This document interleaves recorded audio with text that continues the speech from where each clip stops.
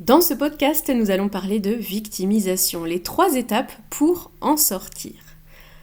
Pourquoi c'est plus facile de se victimiser dans les moments difficiles, justement? Est-ce que vous avez remarqué à quel point nous aimons passer pour des victimes dans les moments compliqués? Alors, je mets des guillemets à « aimons » parce que, en réalité, la victimisation, c'est rarement un choix conscient. On ne se victimise pas parce qu'on aime ça, réellement, mais parce que souvent, ça vient répondre à nos insécurités ou à nos peurs. La victime, elle a besoin d'être rassurée, de percevoir des signes de l'amour qu'on lui porte. On la plaint, on s'intéresse à elle, on la soutient, on est là pour elle, et forcément, ça la rassure. Tant qu'elle sera une victime, elle ne sera jamais seule, pense-t-elle. Et ça vient directement faire appel à son système nerveux quand il est activé en mode survie. Voilà aussi pourquoi certaines personnes restent dans des schémas répétitifs de difficultés, de manque. Elles sont devenues en quelque sorte addictes à la victimisation, ou plutôt à ce qu'elle leur apporte en termes de bénéfices secondaires. Surtout si elles ont la porte 36 activée dans leur design humain, la porte des crises, que j'appelle aussi la porte de la drama queen. Je la connais bien, je l'ai aussi. Le propre de la victime, c'est de fuir ses responsabilités. C'est plus confortable, c'est moins insécurisant de blâmer les autres, les circonstances, le gouvernement, les rétrogradations des planètes, la lune, que d'aller regarder en soi. Là, justement, où on n'a pas envie d'aller voir. Parce que ça pique, parce qu'on n'aime pas voir ça en nous. Là où on a notre propre responsabilité. Ça peut être la responsabilité parfois de l'événement en lui-même, ou de notre réaction à celui-ci. Parfois, on va se victimiser de nos propres réactions. C'est pas facile de se responsabiliser parce que c'est la peur du jugement et du rejet qui arrive.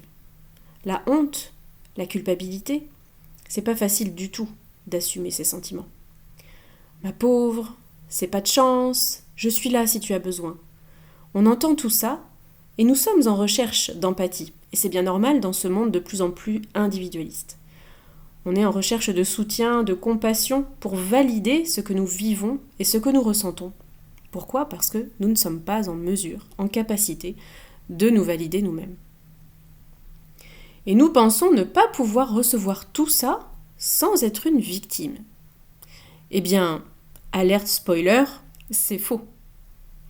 En développant votre pouvoir créateur, votre résilience et votre capacité à sortir de la victimisation, vous allez inspirer les autres à faire pareil. Alors, ils ne vont peut-être plus vous dire « Oh, ma pauvre !»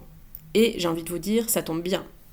parce que ça vous fera sortir aussi de cette étiquette qui vous impacte dans votre vie matérielle et financière. Mais ils vont être là pour s'inspirer de votre énergie, de votre résilience, de votre force, de la créativité dont vous faites preuve pour dépasser vos difficultés.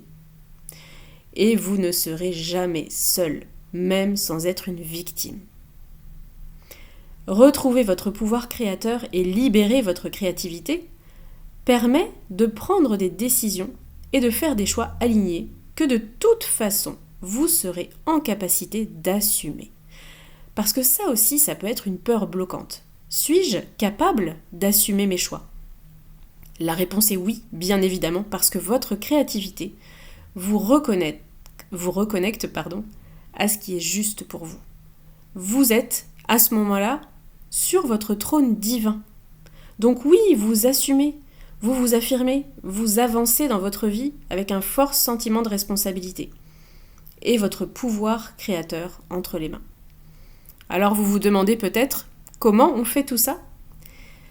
Premièrement, la première étape, c'est d'aller prendre contact avec tous ces moments où vous vous êtes trahi, oublié, abandonné, où vous êtes descendu de votre trône, où vous avez remis votre pouvoir entre les mains de quelqu'un d'autre ou de quelque chose d'autre, où vous avez délaissé vos rêves, vos désirs, au profit des « il faut »,« je ne peux pas »,« c'est compliqué », toutes vos stratégies d'évitement, tous vos bénéfices secondaires qui vous font perdre votre pouvoir. Deuxième étape, en allant reconnaître la créatrice en vous, alignée intentionnelle, libre et indomptable, assumée, affirmée, reliée à votre âme, à vos rêves, à vos désirs et à votre potentiel illimité. Elle existe, cette créatrice. Troisièmement, troisième étape, en allant reconnecter avec votre créativité et amplifier votre pouvoir, votre puissance créatrice pour reprendre les rênes de votre vie, briser vos chaînes et façonner votre propre réalité.